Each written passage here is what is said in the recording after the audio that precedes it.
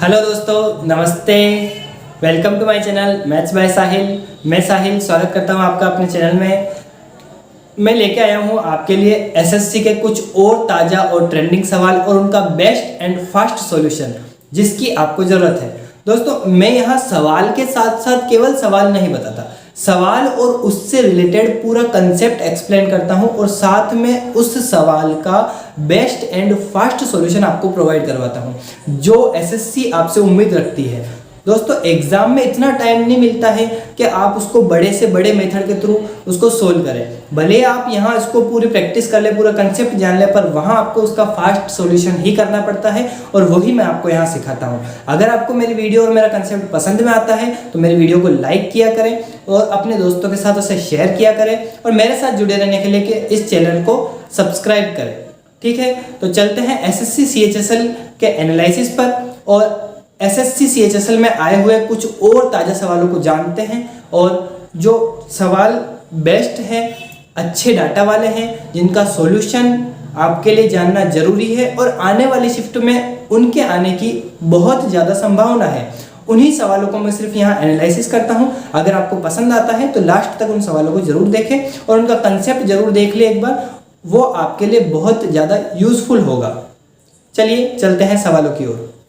पहला सवाल है टाइम एंड डिस्टेंस का रेस वाला सवाल, जो चोर एंड पुलिस वाले सवाल होते हैं उनसे रिलेटेड है। बहुत ही ज़्यादा ट्रेंडिंग सवाल है और बहुत ही ज़्यादा आसान भी है इसको करना। देखिए, एक चोर है, कहीं से चोरी करता है, 3 बजे वो चोरी करता है, 57 किलोमीटर पर आवर की स्पीड से वो दौड़ता है।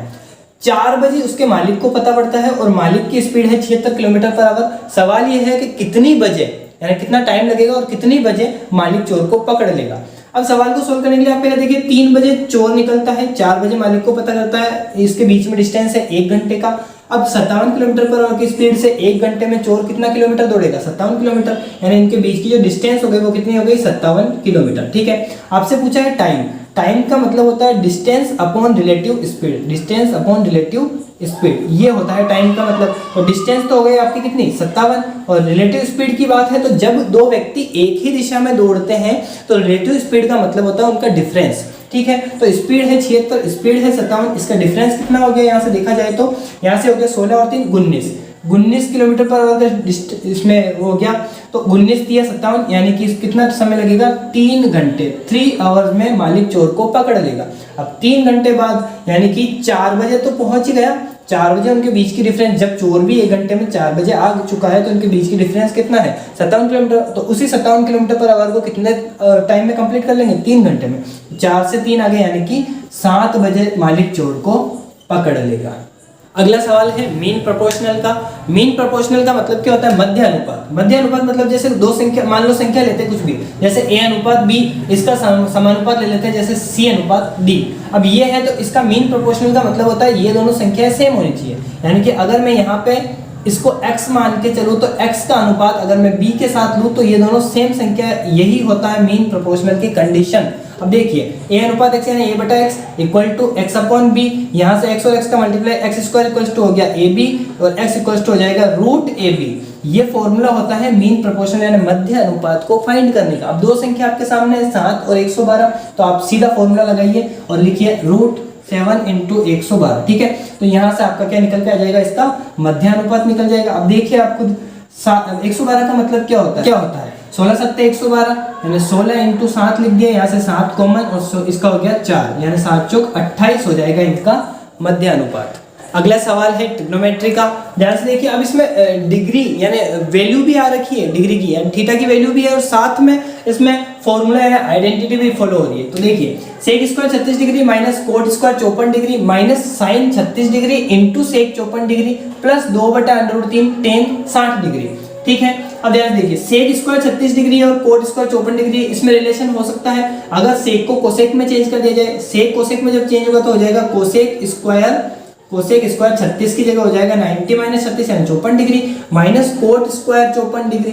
ठीक है, फिर माइनस साइन 36 है, साइन को अगर चेंज करेंगे तो किस में चेंज होगा? ये कोस में चेंज होगा, कोस 36 हो जाएगा, कोस की जगह कितना हो जाएगा? 54 degree into sec 54 degree plus 2/√3 और टेन 60 डिग्री का मान होता है √3। देखिए, √3 से √3 कैंसिल आउट, कोस 54 डिग्री सेक 54 डिग्री कैंसिल आउट, यहाँ आ जाएगा 1, यहाँ के बचा +2 माइनस यहाँ देखिए cosec square minus cot square 1 होता है और हम सब जानते हैं 1 से 1 कैंसिल आउट, आंसर आ गया इसका 2।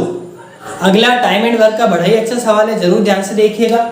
सवाल है पी व क्यू की एफिशिएंसी का रेशियो आपको दे रखा है 3:1, यानी एफिशिएंसी कार्य क्षमता का अनुपात है 3:1। पी काम करने में क्यू से 40 दिन कम लेता है, 40 दिन कम लेता है कौन? पी।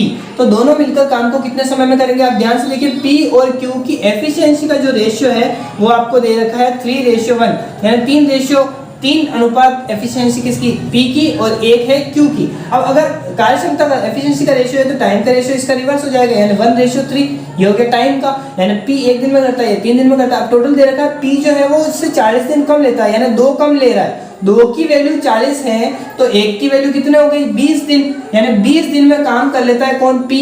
बट हमें पता है 20 दिन में ये काम तो पूरा कर लेता है, लेकिन उसकी कार्य क्षमता कितनी है? 3। तो टोटल काम कितना हो गया? 3 × 20। अब टोटल काम है 3 × 20 यानी कि 60। अब 60 काम को दोनों मिलकर कितने दिनों में? तो 3 और 1 4 की एफिशिएंसी से कितने दिनों में करेंगे? 15 दिनों में दोनों मिलकर इस काम को कर लेंगे। अगला सिंपल इंटरेस्ट का सवाल है, ध्यान से देखिए। सवाल है कि मूलधन 500 रुपए पे टाइम यानी 4 साल का जो ब्याज है वो, और 200 रुपए पे 7 साल का जो ब्याज है, उन दोनों ब्याज का जो टोटल है, तो वो जो टोटल ब्याज बना है वो है 280 रुपए। तो पूछा है अगर इन दोनों का टोटल ब्याज 280 रुपए है तो इस पे ब्याज की दर क्या है ना? अब ध्यान से देखिए, अब मैं कहूं कि 4 साल का ब्याज कितने रुपए का? 500 रुपए का। 500 रुपए का 4 साल का ब्याज का मतलब मैं कह सकता हूं कि 1 साल पे 2000 रुपए का ब्याज है क्या? नहीं है भाई। 500 रुपए है, 4 साल तक उसका आप ब्याज ले रहे हो, तो उसका मतलब आप 1 साल में 2000 का ब्याज ले लो, बात बराबर हो गई। यानी कि 2000 रुपए का ब्याज 1 साल का यहां से आ गया, और यहां से देखा जाएगा तो 1 साल का कितना? 200 रुपए पे 7 साल मतलब 1400 रुपए। 1 साल का 1400 रुपए का ब्याज है ना? तो 1 साल का 1400 का ब्याज और 1 साल का 2000 का ब्याज टोटल किया जाए तो 1 साल का कितना? 3400 रुपए का ब्याज। 3400 रुपए का जो ब्याज है वो कितना है? 280 रुपए है। 3400 रुपए का ब्याज 280 रुपए है, तो हमें तो ब्याज की दर चाहिए ना, 100 रुपए पे जो ब्याज मिल रहा है वो पता करना है। तो यहां से अगर मैं कहूं 100 रुपए, तो 100 रुपए का ब्याज हो जाएगा 280/34, यानी कि 140/17%। ये हो जाएगी आपकी ब्याज की दर। अगला सवाल है ज्योमेट्री का। सर्वांग समता के जो सवाल होते हैं जो आपने क्लास 10th में, क्लास 9th में पढ़े होंगे, उसी से रिलेटेड है। सवाल है त्रिभुज एबीसी सर्वांगसम है, त्रिभुज पीक्यूआर के सर्वांग समता का मतलब होता है सभी अंग समान, यानी सारी साइड्स इक्वल होंगी, सारे एंगल इक्वल होंगे। अब ध्यान से देखिए, मेरे का है कोण ए 90 डिग्री है, बीसी 13 है, यहाँ कोण पी 90 डिग्री है, पीआर 5 है। पूछा है एबी क्या होगा? अब ध्यान से देखिए, पीआर 5 है, पीआर का मतलब ये डिस्टेंस, ये 5 है, ठीक है। अब आपको पता है सर्वांग समता अगर पीआर 5 है तो यहाँ भी ये जो पीआर है ये एसी के बराबर होगा, यानी यहाँ से कह सकते हैं एसी भी कितना है? 5 है। एसी 5 यहाँ दे रखा है, बीसी 13, बीसी कितना है? 13 है। पूछा है एबी, यानी एक ही त्रिभुज में आपसे 2 भुजाएं दे के तीसरी भुजा पूछी है, और ये कोण है 90 डिग्री, यानी त्रिभुज है समकोण त्रिभुज। समकोण त्रिभुज है तो पाइथागोरस प्रमेय लगेगी, यानी कि AB जो होगा, AB स्क्वायर बराबर होगा AC square minus BC square, या फिर BC square minus AC square. तो यहाँ से देखा जाए तो 13 का स्क्वायर माइनस 5 का स्क्वायर, तो हमेशा हो जाएगा 169 माइनस 25 यानी 144, यानी ये हो जाएगा 12 का स्क्वायर, यानी जो भुजा AB है वो हो जाएगी 12 सेंटीमीटर। कैसे देखा जाए तो 13, 12 और 5 होते हैं ट्रिपलेट, तो आपको हमेशा रिकॉल रखना है 13, 12, 5। तो 13 है एक, दूसरी 5 है, तो ऑब्वियसली तीसरी साइड हो जाएगी 12, जो कि ट्रिपलेट्स होता है।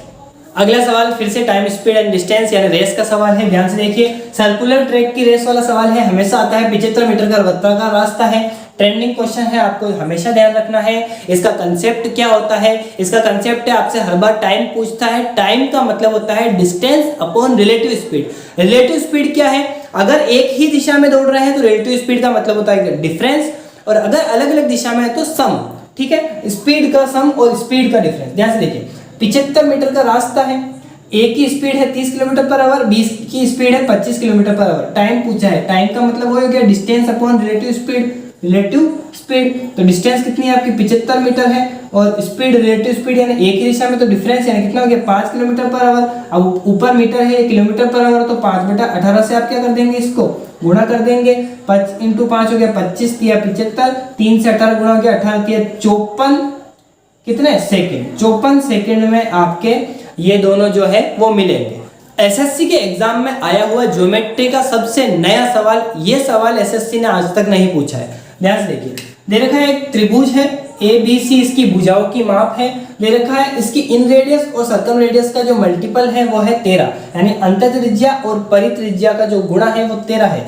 तीनों भुजाओं का जो गुणा है वो कितना है 780 पूछा है। इसका परिमाप क्या होगा, बड़ा ही अच्छा कंसेप्ट है, आपको बस फॉर्मूला ध्यान होना चाहिए, अंतःत्रिज्या और परित्रिज्या के फॉर्मूलास क्या होते हैं। ध्यान से देखिए, दे रखा मल्टीपल 13 है, ठीक है, तो r इंटू कैपिटल R बराबर 13 है। r क्या होता है, r होता है थीटा अपॉन s, यानी डेल्टा अपॉन s, इंटू ये होता है a b c upon 4 delta क्या होती है परित्रिज्या बराबर में 13, ठीक है। डेल्टा से delta cancel out, a b c की वैल्यू 780 है तो 780, 13 एकम 13 छिक्के 78, यानी 60 बार में, 4 से कटा 15 बार में, यानी s का मतलब होता है सेमी पेरीमीटर, यानी अर्ध परिमाप कितना आ गया इसका 15 है, अर्ध परिमाप 15 है, तो जो परिमाप हो जाएगा वो इसका डबल, यानी 15 इंटू 2 यानी कि 30।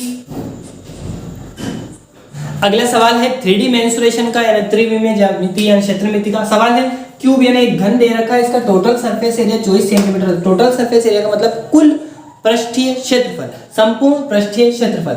हमेशा ध्यान रखें घन का संपूर्ण पृष्ठीय क्षेत्रफल होता है 6a² दे रखा है 24, यानी कि a² की वैल्यू यहां से आ गई कितनी 4, तो a यानी भुजा कितनी आ गई उसकी 2 सेंटीमीटर आ गई घन की भुजा, यानी एक साइड। अगर 2 सेंटीमीटर इसकी भुजा है तो वॉल्यूम पूछा है, वॉल्यूम का मतलब होता है a क्यूब यानी 2 का क्यूब कितना हो जाएगा आपके 8 सेंटीमीटर क्यूब, ये हो जाएगा घन का आयतन। अगला सवाल है डिसऑनेस्ट शॉपकीपर का, जो कि एसएससी में अभी ट्रेंडिंग है। टीसीएस अभी डिसऑनेस्ट शॉपकीपर यानी बेईमान दुकानदार पे बहुत सवाल पूछ रही है। प्रॉफिट एंड लॉस के अंदर ही कंसेप्ट आता है, ध्यान से देखिए। एक बेईमान दुकानदार 980 ग्राम तोलता है 1 किलो की जगह और साथ में 4% का लाभ भी कमाता है, तो पूछा है कुल लाभ वो कितना कमाता है, ठीक है। तो आप देखिए ध्यान से कि 980 ग्राम तोलता है, जबकि तोलना कितना चाहिए 1000, है ना, और 4% का मतलब हो गया 4/100, देखा जाए तो 1/25, यानी कि 25 के सामान को वो 26 में बेचता है। तो ओवरऑल जो उसका लाभ है वो कितना आ गया, तो यहाँ से ध्यान से देखिए 25 चौका 100 यानी 40 बार में, 0 से 0 ये हो गया कैंसिल आउट। यहाँ से अगर आप काटोगे तो ये हो जाएगा 2, ये हो जाएगा 49, यानी 49 और ये हो गया 26 दूनी 52, यानी 49 पे वो 52 में बेचता है, 49 की चीज को 52 में बेचता है, तो लाभ कितना कमा रहा है 3 का लाभ किस पे 49 पे, इंटू में 100, ओवरऑल परसेंटेज आ गया 300/49, 300/49 अगर इसको 50 माना जाए तो 6 पॉइंट कुछ परसेंटेज में इसका ओवरऑल लाभ आ जाएगा। अगला अलजेब्रा का सवाल है, बड़ा ही आसान सा सवाल है, आपको फॉर्मूला अगर याद हो तो आप आसानी से कर सकते हैं। ABC की वैल्यू 0 दे रखी, पूछा है a³ + b³ + c³ की वैल्यू क्या होगी। अब ध्यान से देखिए फॉर्मूला होता है a³ + b³ + c³ - 3abc = a + b + c * a² + b² + c² - ab - bc - ac, ठीक है, ये फॉर्मूला होता है। अब आपको डायरेक्टली दे रखा है कि a + b + c अगर 0 है तो यहाँ 0 है तो इसका मल्टीपल सब कुछ 0 हो चुका है, सब कुछ 0 है तो यहाँ से a³ + b³ + c³ = आ जाएगा 3abc, ये हो जाएगा इसका आंसर। अगला टाइम एंड वर्क का सवाल है दोस्तों, ध्यान से देखिए। लिखा हुआ है कि ए कोई काम 9 दिन में करता है, बी कोई काम 36 दिन में करता है, अल्टरनेटिवली काम करते हैं। अल्टरनेटिव का मतलब होता है बारी बारी से, आज ए करेगा तो कल बी करेगा, फिर परसों वापस ए करेगा, ये होता है। तो ए शुरू करता है काम को और शुरुआत करते हैं, तो काम कितने दिन में कंप्लीट होगा इसी तरह से करते हुए।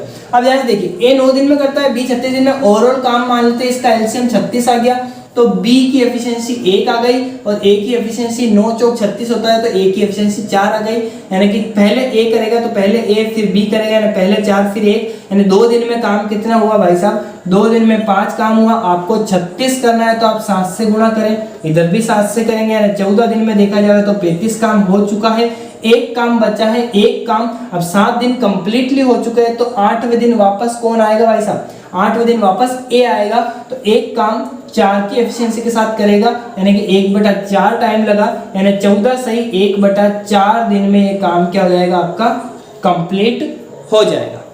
अगला बहुत ही अच्छा नंबर सिस्टम का सवाल है, यूनिट डिजिट के मेथड से आप इसको कर सकते हैं। अगर आपको 1 से लेकर 11 तक के डिविजिबल जो रूल्स होते हैं वो पता हो तो इसको कर सकते हो। सवाल देखिए, 335 में अगर 5a7 को जोड़ा जाता है, बीच में a है, 5a7 को जोड़ा जाता है तो जो संख्या आएगी वो 3 से विभाजित होगी।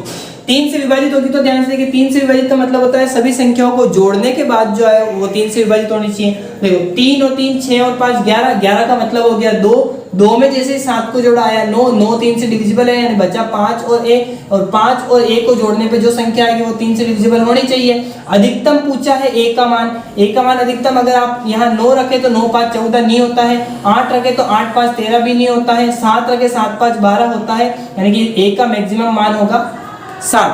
अगला प्रॉफिट एंड लॉस का सवाल सिंपल सेलिंग प्राइस, यानी 2 फ्लैट है 32 लाख के, 2 फ्लैट है उनकी सेलिंग प्राइस 32 लाख है। अब अगर सेलिंग प्राइस सेम है तो परसेंटेज देखने की जरूरत नहीं है। परसेंटेज बोल रहा है कि एक पे प्रॉफिट होता है 25% का, एक पे 25% का लॉस होता है, तो ओवरऑल प्रॉफिट हुआ या लॉस हुआ ये पूछ रहा है। अगर सेलिंग प्राइस सेम है तो डायरेक्टली फॉर्मूला अप्लाई हो सकता है x + y + xy/100, ये फॉर्मूला लगा सकते हैं। बट यहाँ पर एक प्लस हो रहा है एक माइनस हो रहा है तो फॉर्मूला लगेगा x - y - xy/100, यानी 25 - 25 -25 × 25/100।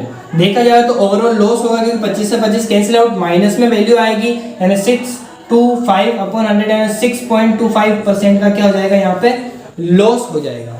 चलो दोस्तों, अगर आपको हमारे द्वारा करवाए गए सवालों का लेवल, उनका डाटा, उनके पीछे का कंसेप्ट और साथ में समझाया गया सॉल्यूशन समझ में आया है, अच्छा लगा है तो वीडियो को लाइक करें, चैनल को सब्सक्राइब करें और मिलेंगे अगली वीडियो में। तब तक के लिए धन्यवाद, बाय, गुड।